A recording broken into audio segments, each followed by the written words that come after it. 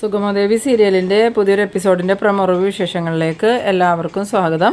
അങ്ങനെ നമ്മളുടെ അരുന്ധതി എല്ലാ കുറ്റങ്ങളും ഇസബല്ലയുടെയും കെവിൻ്റെയും തലയിലേക്ക് കെട്ടിവെക്കാൻ ശ്രമിക്കുന്ന എപ്പിസോഡാണ് ഇന്ന് വരാൻ പോകുന്നത്. എന്തായാലും ഋഷിയെ ദുബായിക്ക് പറഞ്ഞയക്കാൻ വേണ്ടി അരുന്ധതി തീരുമാനിച്ചിട്ടുണ്ട്. അങ്ങനെ ഋഷി സമ്മതിക്കാതിരിക്കുന്ന സമയത്ത് അരുന്ധതി ഇസബല്ലേനെയും കെവിനെയും വിളിച്ചു വരുത്തിയിട്ട് അവരോട് പറയുന്നുണ്ട്, കാര്യങ്ങളെല്ലാം നമ്മളുടെ കൈ വിട്ട് പോയിക്കൊണ്ടിരിക്കുക. എത്രയും പെട്ടെന്ന് ഋഷിയെ ഇവിടുന്ന് പറഞ്ഞു വിടണം. ഋഷി ഇവിടെ നിന്നിട്ടുണ്ടെങ്കിൽ അത് പ്രശ്നമാവും. ആരൊക്കെയോ നമ്മളെ ഫോളോ ചെയ്യുന്നുണ്ട്. ഋഷി ജീവിച്ചിരിക്കുന്നുണ്ടെന്ന് അറിയാവുന്ന വളരെ കുറച്ച് പേരുള്ളൂ. അതിൽ 2 പേരാണ് കെവിനും ഇസബല്ലയും. അധികം വൈകാതെ തന്നെ ഋഷിയെ ചന്ദ്രോത്തുകാർ കണ്ടെത്തും. അതിനു മുമ്പായിട്ട് തന്നെ ഇസബല്ലയും കെവിനും സംസാരിച്ച് ഋഷിയെ കൊണ്ട് ഇത് സമ്മതിപ്പിക്കണം. ഋഷി പോകാതെ ഒരു രക്ഷയില്ല, ഞാൻ സമ്മതിക്കില്ല എന്ന്. ആ സമയത്ത് ഈ ഇസബല്ലയ്ക്കാണെങ്കിൽ ഋഷിയോട് എന്ത് പറയണമെന്ന് അറിയാതെ നിൽക്കുന്നുണ്ട്. അപ്പോൾ കെവിൻ പറയുന്നുണ്ട്, എന്തായാലും ഋഷി അരുന്ധതി മേഡം പറയണത് കേൾക്ക്, തൽക്കാലം ഇവിടുന്ന് മാറി നിൽക്ക്, പിന്നെ പ്രശ്നങ്ങളൊക്കെ ഒതുങ്ങി കഴിയുമ്പം ഋഷിക്ക് ഇങ്ങ് തിരികെ വരാമല്ലോ എന്ന്. ആ സമയത്ത് ഋഷി പറയുന്നുണ്ട്, ഞാൻ പോയാൽ എങ്ങനെ കാര്യങ്ങൾ ശരിയാവും? ഈ നന്ദനെ കാണാതായതിന് പിന്നിൽ ആരാന്ന് അറിയണ്ടേ, നന്ദനെ കണ്ടുപിടിക്കണ്ടേ എന്ന് ചോദിക്കുമ്പം അരുന്ധതി പറയുന്നുണ്ട്, നീ പോയിക്കോ, നീ പോയി കഴിഞ്ഞിട്ട് ഞങ്ങൾ സാവകാശത്തിൽ അതെല്ലാം കണ്ടുപിടിച്ചോളാം. നീ ഇവിടെ നിന്നാൽ പ്രശ്നം കൂടുതൽ രൂക്ഷമാവും. ആ ജഡ്ജ് ഹരിയാണെങ്കിൽ നമ്മൾക്ക് ചുറ്റുമുണ്ട്. എത്രയും പെട്ടെന്ന് നീ ഇവിടുന്ന് പോയില്ലെങ്കിൽ അയാൾ നിന്നെ കണ്ടുപിടിക്കും. പിന്നത്തെ കാര്യം പറയാനില്ലല്ലോ, നിന്റെ ജീവിതം പിന്നെ ജയിലിൽ തീരുമെന്ന്. ആ സമയത്ത് ഈ ഇസബല്ല പറയുന്നുണ്ട്, ഋഷി തൽക്കാലം മാറി നിൽക്ക്, ഞങ്ങൾ ആരോടും ഒന്നും പറയില്ല, എന്തായാലും ഞങ്ങൾ നന്ദനെക്കുറിച്ചുള്ള അന്വേഷണം ഊർജിതമാക്കാമെന്നൊക്കെ പറഞ്ഞ് ഇസബല്ലയും കെവിനും അവിടെ നിന്ന് പോകുന്നുണ്ട്. അങ്ങനെ ഇസബല്ലയും കെവിനും പോയി കഴിഞ്ഞതും ഈ അരുന്ധതി ആണെങ്കിൽ ഫോൺ എടുത്ത് CPയെ വിളിക്കുന്നുണ്ട്. CP ഫോൺ എടുത്തതും എന്താ മേഡം എന്ന് ചോദിക്കുമ്പം CP അത്യാവശ്യമായിട്ട് ഇവിടം വരെ വരണം, എനിക്ക് CPയോട് കുറച്ച് കാര്യങ്ങൾ സംസാരിക്കാനുണ്ടെന്ന് പറയുന്നു. അങ്ങനെ CP ഞാനിപ്പോൾ വരാമെന്നും പറഞ്ഞ് ഫോൺ കട്ട് ചെയ്യുന്നുണ്ട്. ആ നേരത്തെ നമ്മളുടെ ഋഷി അരുന്ധതിയോട് ചോദിക്കുന്നുണ്ട്, അമ്മ എന്തിനാണ് ഇപ്പോൾ CP അങ്കിളിനെ വിളിച്ചതെന്ന് ചോദിക്കുമ്പോൾ അത് വേറെ ഒന്നിനുമല്ല, നിൻ്റെ വിസയുടെയും ടിക്കറ്റിൻ്റെയും പിന്നെ അവിടുത്തെ താമസത്തിൻ്റെയൊക്കെ കാര്യം റെഡിയാക്കണ കാര്യം സംസാരിക്കാൻ വേണ്ടിയിട്ടാണ്.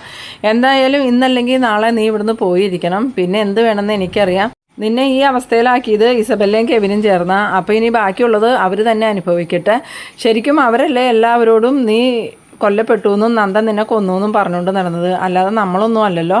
അവർ നന്ദനോട് പക വീട്ടാൻ നടന്നതിന് നമ്മളതിൽ ബലിയാടാവേണ്ട കാര്യമില്ല. നീ നിൻ്റെ ജീവിതം നോക്കിയാൽ മതി. അതുപോലെ എനിക്കിപ്പോൾ നിൻ്റെ ജീവിതം മാത്രമേ പ്രധാനമുള്ളൂ, അല്ലാതെ ഇസബല്ലയും കെവിനൊന്നും എൻ്റെ വിഷയമേ അല്ല. അവർ പോലീസ് കസ്റ്റഡിയിലായാലും എന്തായാലും എനിക്കതൊന്നും പ്രശ്നമല്ല എന്ന്. ആ സമയത്ത് നമ്മളുടെ CPയുടെ വണ്ടിയുടെ സൗണ്ട് കേൾക്കുന്നുണ്ട്. വേഗം തന്നെ അരുന്ധതി CP വന്നു എന്നും പറഞ്ഞ് എഴുന്നേറ്റ് വന്നതും CP ആണെങ്കിൽ, എന്താ മേഡം എന്തിനാ എന്നെ അത്യാവശ്യമായിട്ട് കാണണമെന്ന് പറഞ്ഞതെന്ന് ചോദിക്കുമ്പോൾ അത് വേറെ ഒന്നുമല്ല CP, ഇനി ഋഷി ഇവിടെ നിർത്തിയാൽ ശരിയാവില്ല. ഈ പ്രശ്നങ്ങൾക്കെല്ലാം കാരണക്കാരൻ ഇസബല്ലയും കെവിനോ, അവർ തന്നെ ഈ പ്രശ്നം പരിഹരിക്കട്ടെ. എത്രയും പെട്ടെന്ന് ഋഷിയെ ഇവിടുന്ന് മാറ്റണം, ഋഷിയെ ദുബായിക്ക് പറഞ്ഞു വിടണം. അതിനുശേഷം സത്യങ്ങളെല്ലാം ഞാൻ ചന്ദ്രോത്തുള്ളവരെ അറിയിക്കും, പ്രത്യേകിച്ചും ദേവികേനെ. അതോടുകൂടി ഇസബല്ലയുടെയും കെവിൻ്റെയും കാര്യത്തിലൊരു തീരുമാനമാവുന്നു. ആ സമയത്ത് ഋഷി പറയുന്നുണ്ട്, നമ്മൾ അങ്ങനെ ചെയ്താൽ അത് നമുക്ക് പ്രശ്നമാവില്ല അമ്മയെന്ന് വയ്ക്കുമ്പോൾ എന്ത് പ്രശ്നമാവാനാ, നമുക്കൊരു പ്രശ്നവും വരില്ല, നമ്മൾ ആരോടും പറഞ്ഞിട്ടില്ലല്ലോ നന്ദൻ നിന്നെ കൊന്നു എന്നൊന്നും. അത് പറഞ്ഞുകൊണ്ട് നടന്നത് ഇസബല്ലയും കെവിനും അല്ലേ, അവരല്ലേ നന്ദനെയും പ്രഭാവതിയും തെറ്റിദ്ധരിപ്പിച്ചത്. അതുകൊണ്ട് പ്രശ്നം വരുന്നത് അവർക്ക് തന്നെയായിരിക്കും. പിന്നെ അവർ നിനക്ക് വേണ്ടി മാത്രമൊന്നും അല്ല അങ്ങനെ ചെയ്തേക്കണേ, അവർക്ക് അതിൻ്റെ പിന്നിൽ എന്തൊക്കെയോ ആവശ്യങ്ങളുണ്ടായിരുന്നു, അതവർ നടത്തിയെടുത്തിട്ടുണ്ട്. അതുകൊണ്ട് കേസിൻ്റെ പിന്നാലെ പോകാനൊന്നും എനിക്ക് നേരമില്ല, അതൊക്കെ ഇസബല്ലയും കെവിനും നടന്നോളും. ഇസബല്ലയും കെവിനും ചേർന്ന് നന്ദനെ ചതിക്കുമായിരുന്നു എന്നുള്ള സത്യം ചന്ദ്രോത്തുള്ളവർ അറിഞ്ഞിട്ടുണ്ടെങ്കിൽ പിന്നെ അവരുടെ ജീവിതം കട്ടപ്പോകുക, അത് നിനക്കറിയാലോ. ദേവികയാണെങ്കിൽ MLA, സിദ്ധാർത്ഥനാണെങ്കിൽ മുൻ MLA. അതുമാത്രമല്ല ആ ജഡ്ജ് ഹരികൃഷ്ണനാണെങ്കിൽ നല്ല സ്വാധീനമുള്ള ആളാണ്. അതുകൊണ്ട് ഇസബല്ലയും കെവിനും ഇനി രക്ഷപ്പെടാൻ പോകുന്നില്ല. എനിക്കും നിനക്കും രക്ഷപ്പെടാനുള്ള മാർഗ്ഗം ഞാനിപ്പോൾ പറഞ്ഞു തരണേ, എത്രയും പെട്ടെന്ന് നീ ഇവിടുന്ന് പോകണമെന്ന്. അന്നേരം CP പറയുന്നുണ്ട്, അതേ ഋഷിമോനെ, മേഡം പറയുന്നത് പോലെ കേൾക്ക്, ഈ കേസ് പ്രശ്നമായിട്ടുണ്ടെങ്കിൽ ഇതിൽ ഏറ്റവും കൂടുതൽ പ്രശ്നം വന്നത് മേഡത്തിനായിരിക്കും. അതുകൊണ്ട് മോൻ മേഡം പറയണ കേട്ട് ഇന്ന് തന്നെ ദുബായിക്ക് പോയിക്കോ. ആ സമയത്ത് ഋഷി പറയുന്നുണ്ട്, ഞാൻ പോയി കഴിഞ്ഞാലും പ്രശ്നമാവില്ല അമ്മേ, ഇനിയിപ്പോൾ എയർപോർട്ടിലെങ്ങാനും വെച്ച് എന്നെ ആരെങ്കിലും കണ്ടു കഴിഞ്ഞാൽ പ്രശ്നമാവില്ലേ എന്ന് ചോദിക്കുമ്പോൾ അതൊന്നും കാണാത്ത രീതിയിൽ വേണം നിനക്ക് ഇവിടുന്ന് പോകാനും എയർപോർട്ടിൽ നിന്ന് കയറി പോകാനും.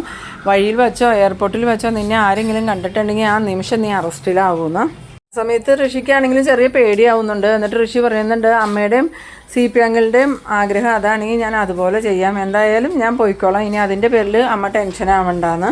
പിന്നീട് കാണിക്കുന്നത് നമ്മളുടെ പ്രഭാവതിനെയും സിദ്ധാർത്ഥനെയാണ്. പ്രഭാവതിയാണെങ്കിൽ സിദ്ധാർത്ഥനോട് പറയുന്നുണ്ട്, ഞാൻ നന്ദന് വിളിച്ചായിരുന്നു സിദ്ധു, നന്ദന് പനിയാണെന്നാണ് പറഞ്ഞത്, എനിക്ക് നന്ദനെ ഒന്ന് കണ്ടാൽ കൊള്ളാമെന്ന് പറയുമ്പം താൻ എന്തൊക്കെയോ പ്രഭയെ പറയണത്, ഇപ്പം നമ്മളാരും നന്ദൻ്റെ അടുത്തേക്ക് പോകാൻ പാടില്ല, കുറച്ച് കാര്യങ്ങളും കൂടിയും റെഡിയാക്കാനുണ്ട്, അത് റെഡി ആയി കഴിഞ്ഞാൽ നന്ദനെ നമുക്ക് ഇങ്ങോട്ട് തന്നെ കൊണ്ടുവരാമല്ലോ, പിന്നെ എന്തിനാ താൻ നന്ദൻ്റെ അടുത്തേക്ക് പോകണേന്ന്. അന്നേരം പ്രഭാവതി ചോദിക്കുന്നുണ്ട്, ഇനി എന്ത് കാര്യം ചെയ്യാനുള്ളതെന്ന് ചോദിക്കുമ്പം ഹരിയേട്ടന് കുറേ കാര്യങ്ങളിൽ സംശയമുണ്ട്, താനും നന്ദനും അത് ഇതുവരെ വിട്ടു പറഞ്ഞിട്ടുമില്ല, നന്ദൻ പറഞ്ഞ പല കാര്യങ്ങളും ഹരിയേട്ടൻ വിശ്വസിച്ചിട്ടില്ല, അതെന്താ വിശ്വസിക്കാത്തതെന്ന് ചോദിക്കുമ്പം നന്ദൻ എന്തായാലും ഒറ്റയ്ക്ക് ഒരാളെ കൊല്ലാനുള്ള കഴിവില്ല, അതുമാത്രമല്ല ഇനിയിപ്പോൾ ഋഷിയെ കൊന്നെങ്കിൽ തന്നെയും ഋഷിയെ ഒറ്റയ്ക്ക് ആളൊഴിഞ്ഞ ആ പറമ്പിലുള്ള വീട്ടിലേക്ക് ചുമന്നുകൊണ്ട് പോകാനൊന്നും നന്ദന് പറ്റില്ല, അതിനൊരാളുടെ സഹായം വേണം.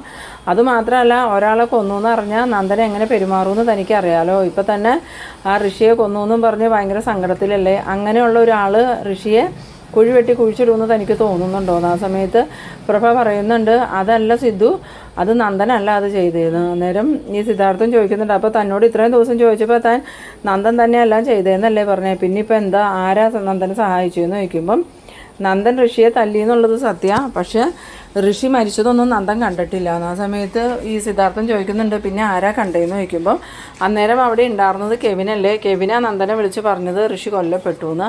എന്നിട്ട് നന്ദൻ ഋഷിയുടെ ബോഡി കാണാൻ പോയില്ലേ എന്ന് ചോദിക്കുമ്പം നന്ദൻ ചെല്ലാന്ന് പറഞ്ഞെങ്കിലും കെവിൻ സമ്മതിച്ചില്ല, നന്ദനോട് അങ്ങോട്ട് വരണ്ട, എല്ലാം അവൻ തന്നെ കൈകാര്യം ചെയ്തോളാന്ന് പറഞ്ഞു. അങ്ങനെ നന്ദനോട് കെവിൻ തന്നെ വിളിച്ചു പറഞ്ഞത് ഋഷിയെ കുഴിവെട്ടി കുഴിച്ചിട്ടെന്ന്, അല്ലാതെ നന്ദന അതിൽ പങ്കെടുത്തിട്ടൊന്നുമില്ല. ആ സമയത്ത് സിദ്ധാർത്ഥൻ ചോദിക്കുന്നുണ്ട്, ഇത്രയും ദിവസം ഹരിയേട്ടൻ മാറി മാറി തന്നോട് ചോദിച്ചില്ലേ, അപ്പോൾ താൻ ഇതൊന്നും പറയാതെ രഹസ്യമാക്കി വെച്ചേ എന്തിനാന്ന് ചോദിക്കുമ്പോൾ അത് കെവിനെയും ഇസബല്ലേനെയും ചതിക്കരുതെന്ന് നന്ദൻ പറഞ്ഞതുകൊണ്ടാണ് ഞാനത് ആരോടും പറയാതിരുന്നതെന്ന് പറയുമ്പോൾ അത് നന്നായി, എന്തായാലും സ്വന്തം മകൻ്റെ ജീവിതത്തെക്കാളും വലുതാണല്ലോ തനിക്ക് കെവിൻ്റെ ഇസബല്ലയുടെയും ജീവിതം.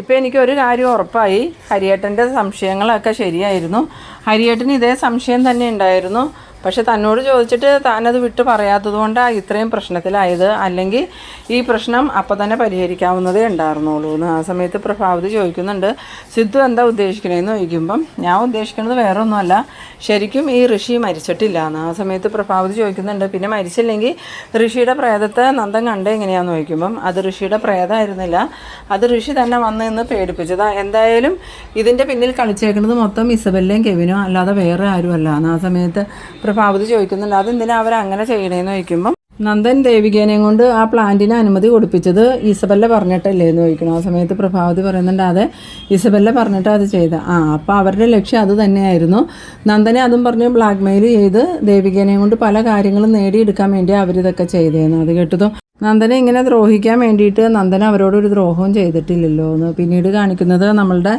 ഇസബല്ലേനെയും കെവിനെയാണ്. ഇസബല്ല കെവിനോട് പറയുന്നുണ്ട്, ഈ ഋഷി ഇവിടുന്ന് പോയി കഴിഞ്ഞിട്ടുണ്ടെങ്കിൽ നമുക്കായിരിക്കും കേട്ടോ കെവിൻ പണി വരുന്നത്, എന്തായാലും ആ അരുന്ധതി നമുക്കിട്ട് പണി തരുന്നതാണെന്നാണ് എനിക്ക് തോന്നണേ, ഇതങ്ങനെ വിട്ടുകൊടുക്കാനൊന്നും പറ്റില്ല, ഋഷി ഇവിടുന്ന് പോണതിന് മുമ്പ് തന്നെ ഋഷീനെ നമുക്ക് പോലീസിനെയും കൊണ്ട് പിടിപ്പിക്കണം. ആ സമയത്ത് കെവിൻ ചോദിക്കുന്നുണ്ട്, അതെന്തിനാ ബെല്ല പോലീസിനെയും കൊണ്ട് പിടിപ്പിച്ചു കഴിഞ്ഞാൽ ഋഷി ജീവിച്ചിരിക്കുന്നുണ്ടെന്ന് എല്ലാവർക്കും മനസ്സിലാവില്ലേ എന്ന് ചോദിക്കുമ്പം മനസ്സിലാവട്ടെ, എന്നാലും കുഴപ്പമില്ല, അവനെ മാത്രം അങ്ങനെ രക്ഷപ്പെട്ടു പോകാൻ സമ്മതിക്കരുത്, ഇത് ശരിക്കും അരുന്ധതിയുടെ പ്ലാൻ തന്നെയാണ് നമ്മളെ കൊടുക്കാൻ വേണ്ടിയിട്ട്, അവർ ചില്ലറക്കാരിയൊന്നും അല്ലാന്ന് നിനക്കറിയാലോ. അപ്പോൾ കെവിൻ ചോദിക്കുന്നുണ്ട്, ഇനി നമ്മൾ എന്ത് ചെയ്യുമ്പല്ല, ഋഷിയും പോയി കഴിഞ്ഞാൽ പിന്നെ കുടുങ്ങുന്നത് നമ്മളായിരിക്കും, അതിന് വേണ്ടിയിട്ട് അരുന്ധതി ഈ പ്ലാനൊക്കെ ഒരുക്കണത്, നന്ദനെ കാണാതായതിൻ്റെ ഉത്തരവാദിത്വം മൊത്തം നമ്മുടെ തലയിൽ വെക്കാൻ അവർ നോക്കണേ, അതിന് ഞാൻ അനുവദിക്കില്ല, എന്തായാലും അവർ രക്ഷപ്പെട്ടു പോയാൽ നമ്മളും രക്ഷപ്പെടണം, ഇല്ലെങ്കിൽ നമുക്കൊപ്പം അവരും കുടുങ്ങണം, ഋഷിയെ ഒരിക്കലും രക്ഷപ്പെട്ടു പോകാൻ ഞാൻ സമ്മതിക്കൂല, ഇനിയിപ്പോൾ ഋഷി ദുബായിക്ക് രക്ഷപ്പെട്ടു പോകാൻ നോക്കിയാൽ എങ്ങനെയെങ്കിലും ഞാൻ അവനെ പൂട്ടൂന്ന്.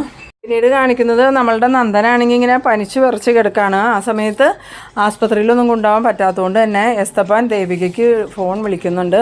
ദേവിക ഫോൺ എടുത്തതും എന്താ എസ്തപ്പാൻ ചേട്ടാന്ന് ചോദിക്കുമ്പോൾ അത് മോളെ നന്ദമോന് പനി കുറവില്ല, എന്താ ചെയ്യേണ്ടത്, ആസ്പത്രി കൊണ്ടുപോകാനൊന്നും പറ്റില്ലല്ലോ, മോളൊരു കാര്യം ചെയ്യ്, ഒരു ഡോക്ടറെ വിളിച്ചുകൊണ്ട് വരാമോ എന്ന് ചോദിക്കണം. ആ സമയത്ത് ദേവിക പറയുന്നുണ്ട്, ഞാനൊന്ന് നോക്കട്ടെ എസ്തപ്പാൻ ചേട്ടാ, നന്ദനെ നോക്കാൻ പറ്റിയ ഡോക്ടർ ആരാ ഉള്ളതെന്ന്, എന്തായാലും അധികം വൈകാതെ തന്നെ ഞാൻ എന്തെങ്കിലും ഒരു മാർഗം കണ്ടെത്താന്ന്. പിന്നീട് ദേവിക ഫോൺ വെച്ചിട്ട് നിൽക്കുമ്പോൾ ഷാരിക വരുന്നുണ്ട്. ഷാരിക വന്നിട്ട് എന്താ ചേച്ചി എന്താ പ്രശ്നം എന്ന് ചോദിക്കുമ്പോൾ നന്ദുവിന് പനിയാ മോളെ, എന്താ ചെയ്യണ്ടേ? ഡോക്ടറെ കാണിക്കണം. അതിന് ആസ്പത്രി കൊണ്ടുപോകാൻ പറ്റില്ലല്ലോ ചേച്ചി എന്ന് പറയുമ്പോൾ അത് തന്നെയാണ് പ്രശ്നം. ഏതെങ്കിലും ഒരു ഡോക്ടറെയും വിളിച്ചുകൊണ്ട് നന്ദുവിൻ്റെ അടുത്തേക്ക് പോകണമെന്ന് പറയുമ്പോൾ ശാരിക പറയുന്നുണ്ട് അതിന് നമുക്ക് വിശ്വസിക്കാൻ പറ്റിയ ആരെങ്കിലും കിട്ടണ്ടേ. എന്തായാലും ഞാൻ അച്ഛനെ വിളിച്ച് കാര്യങ്ങൾ പറയാമെന്നും പറഞ്ഞ് ദേവികയാണെങ്കിൽ ഫോൺ എടുത്ത് സിദ്ധാർത്ഥനെ വിളിക്കുന്നുണ്ട്. സിദ്ധാർത്ഥൻ ഫോൺ എടുത്തതും എന്താ മോളെ എന്താ വിശേഷം എന്ന് ചോദിക്കുമ്പം അത് വേറൊന്നും അല്ല അച്ഛാ, നന്ദുവിന് നല്ല പനിയുണ്ട്, മരുന്ന് കൊടുക്കണമെങ്കിൽ ഡോക്ടറെ കാണിക്കണ്ടേ. ഡോക്ടറെ കാണിക്കാൻ ആസ്പത്രി കൊണ്ടുപോകാൻ പറ്റാത്ത സാഹചര്യമല്ലേ, അതുകൊണ്ട് നമ്മൾ എന്ത് ചെയ്യും? അച്ഛൻ്റെ പരിചയത്തിൽ ഏതെങ്കിലും ഡോക്ടർ ഉണ്ടെങ്കിൽ അവരെയും കൊണ്ട് നമുക്ക് നന്ദുവിൻ്റെ അടുത്തേക്ക് പോകാമായിരുന്നല്ലോ. ആ സമയത്ത് സിദ്ധാർത്ഥൻ പറയുന്നുണ്ട് ഞാൻ എന്തായാലും ഹരിയേട്ടനെ വിളിച്ച് വിവരം പറയാം. ഹരിയേട്ടന് ഒത്തിരി ഡോക്ടേഴ്സൊക്കെ ആയിട്ട് ബന്ധമുള്ളതാണ്, അതുകൊണ്ട് ഹരിയേട്ടനോട് പരിചയത്തിലുള്ള ഒരു ഡോക്ടറെ മോളുടെ കൂടെ വിടാൻ പറയാമെന്ന്. അങ്ങനെ സിദ്ധാർത്ഥനാണെങ്കിൽ ഫോൺ വെച്ചതും പ്രഭാവതി വന്നിട്ട് ചോദിക്കുന്നുണ്ട് എന്താ സിദ്ധു ആരാ വിളിച്ചതെന്ന് ചോദിക്കുമ്പോൾ ദേവികയെ വിളിച്ച് എന്താ പ്രശ്നം എന്ന് ചോദിക്കുന്ന സമയത്ത് അത് വേറൊന്നുമല്ല, നന്ദന് പനിയാണ്, അപ്പം മരുന്ന് കൊടുക്കാൻ ഡോക്ടറെ കാണിക്കണ്ടേ, ഡോക്ടറെ കാണിക്കാൻ ആസ്പത്രി കൊണ്ടുപോയാൽ പ്രശ്നമാവൂലേ, അതുകൊണ്ട് ഇവിടുന്ന് ഏതെങ്കിലും ഡോക്ടറെയും കൂട്ടി ദേവിക പോകാമെന്നാണ് പറഞ്ഞിരുന്നത്. ആ സമയത്ത് പ്രഭാവതി പറയുന്നുണ്ട് എൻ്റെ ഒരു ഫ്രണ്ട് ഉണ്ട് ഡോക്ടറെ, അവളെ ഞാൻ വിളിച്ച് വിവരം പറയാം, അവളാവുമ്പോൾ നമുക്ക് പ്രശ്നമൊന്നും ഉണ്ടാവില്ല എന്ന്. അങ്ങനെ പ്രഭാവതി വേഗം തന്നെ ഫോണെടുത്ത് പ്രഭാവതിയുടെ ഫ്രണ്ടായിട്ടുള്ള ഡോക്ടറെ വിളിച്ച് വിവരം പറയുമ്പം ആ ഡോക്ടർ പറയുന്നുണ്ട് ഞാൻ വരാം പ്രഭേ, അതിന് പേടിക്കാനൊന്നുമില്ല, ഒരു പ്രശ്നമില്ല എന്നും പറഞ്ഞ് ധൈര്യം കൊടുക്കുന്നുണ്ട്. പിന്നീട് കാണിക്കുന്നത് നമ്മളുടെ ശാരികേനെയാണ്. ശാരികയാണെങ്കിൽ കെവിനെ കാണണമെന്നും പറഞ്ഞ് ഫോൺ ചെയ്യുന്നുണ്ട്. ആ സമയത്ത് കെവിൻ പറയുന്നുണ്ട് ശാരി നീ എവിടെയാണ്, ഞാനിപ്പോൾ വരാമെന്ന് പറയണു. അങ്ങനെ ശാരിക നോക്കി നിൽക്കുന്ന സമയത്ത് കെവിൻ അങ്ങോട്ട് വരുന്നുണ്ട്. കെവിൻ വന്നതും ശാരിക ഭയങ്കര സങ്കടമൊക്കെ അഭിനയിച്ചുകൊണ്ട് കെവിൻ്റെ അടുത്തേക്ക് ചെന്നിട്ട് കെവിൻ ചേട്ടാ നന്ദേട്ടനെ കുറിച്ച് വലിയ വിവരവും കിട്ടിയോന്ന് ചോദിക്കുന്നു. ആ സമയത്ത് ഇല്ല ശാരി ഒരു വിവരവും ഇല്ല എന്ന് പറയുമ്പോൾ ശാരിക ചോദിക്കുന്നുണ്ട് കെവിൻ ചേട്ടനൊക്കെ ഒരു സുഹൃത്താണോ, നന്ദേട്ടനെ മധുരയിൽ വെച്ച് കെവിൻ ചേട്ടൻ്റെ കൂട്ടുകാരനല്ലേ കണ്ടെന്ന് പറഞ്ഞേ, എന്നിട്ട് എന്താ കെവിൻ ചേട്ടൻ മധുരയിൽ പോയി അന്വേഷിക്കാത്ത, അവിടെയാണെങ്കിൽ പ്രഭയാൻ്റി അതും പറഞ്ഞ് ഭയങ്കര വഴക്കാണ്. ആ സമയത്ത് കെവിൻ ചോദിക്കുന്നുണ്ട് എന്നിട്ട് ചന്ദ്രോത്തുനിന്ന് ആരും പോയില്ലേന്ന് ചോദിക്കുമ്പം അതെങ്ങനെയാണ് കെവിൻ ചേട്ടൻ വ്യക്തമായിട്ടൊന്നും പറഞ്ഞില്ലല്ലോ, ആദ്യം കെവിൻ ചേട്ടൻ കൂട്ടുകാരൻ കണ്ടെന്ന് പറഞ്ഞു, പിന്നെ കൂട്ടുകാരനത് തോന്നിയതായിരിക്കും എന്ന് പറഞ്ഞു, അതുകൊണ്ട് ചന്ദ്രോത്തുള്ളവർ പറയണ കെവിൻ ചേട്ടൻ്റെ കൂട്ടുകാരന് സംശയമല്ലേ ഉള്ളൂ, ഉറപ്പായിട്ട് കണ്ടിട്ടൊന്നുമില്ലല്ലോ, അതുകൊണ്ട് അവിടെ വരെ പോയി സമയം കളയണ്ട, ആ നേരം കൊണ്ട് ഇവിടെ തന്നെ അന്വേഷിക്കാമെന്നാണ് പറയണേ. എന്തായാലും കെവിൻ ചേട്ടൻ ഇത് അറിഞ്ഞ സ്ഥിതിക്ക് കെവിൻ ചേട്ടന് മധുര വരെ പോയി ഒന്ന് അന്വേഷിക്കാമായിരുന്നു, ഒന്നുമില്ലെങ്കിലും കെവിൻ ചേട്ടൻ്റെ ആത്മാർത്ഥ സുഹൃത്തല്ലേന്ന്. അത് കേട്ടതും കെവിനാണെങ്കിൽ എന്ത് പറയണമെന്ന് അറിയാതെ ഇങ്ങനെ പരിങ്ങി നിൽക്കുകയാണ്. ആ സമയത്ത് ശാരിക മനസ്സിൽ വിചാരിക്കുന്നുണ്ട് നീ എന്തൊക്കെ അഭ്യാസം എടുത്തിട്ടും കാര്യമില്ലടാ, നിന്നെയൊക്കെ കൊടുക്കാനുള്ള കഴിവ് എനിക്കുണ്ട്, നിന്നെയൊന്നും ഞാൻ വെറുതെ വിടാൻ പോണില്ല എന്നിങ്ങനെ മനസ്സിൽ വിചാരിച്ചുകൊണ്ട് നിൽക്കുന്ന ആ ഒരു സീനിലാണ് ഈ എപ്പിസോഡ് അവസാനിക്കുന്നത്. അപ്പോൾ നിങ്ങളെൻ്റെ വീഡിയോ ആദ്യമായി കാണുന്നവരാണെങ്കിൽ ചാനലൊന്ന് സബ്സ്ക്രൈബ് ചെയ്യാനും ഇഷ്ടമായാൽ ലൈക്ക് ചെയ്യാനും ഷെയർ ചെയ്യാനും മറക്കരുത്. അപ്പോൾ ഇതുപോലെ ഇൻട്രസ്റ്റിംഗ് ആയിട്ടുള്ള അടുത്തൊരു എപ്പിസോഡുമായി നമുക്ക് വീണ്ടും കാണാം. അതുവരേക്കും ബൈ ബൈ.